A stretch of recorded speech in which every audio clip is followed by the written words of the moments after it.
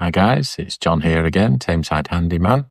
Just bring you another product video that I do supply and fit on. These are a pair of wash basin taps. That's wash basin taps. As you can see, it's a pair, as I said. So if you've got a single hole in your wash basin, that would be for a single hole, a tap, mixer tap. Now this is for when you have a separate hot and cold tap. That's the hot one, that's the cold one. Difference being, obviously, they turn in different directions. But basically, I shall put one down just for the minute so that I can give you a closer look at this particular tap. Again, very nice tap. I like to supply popular, decent looking, decent quality taps that won't break the bank, but also won't break after a few weeks. So let's have a closer look at this. Now, there you go. Obviously nice, shiny, polished chrome. That's my hand against it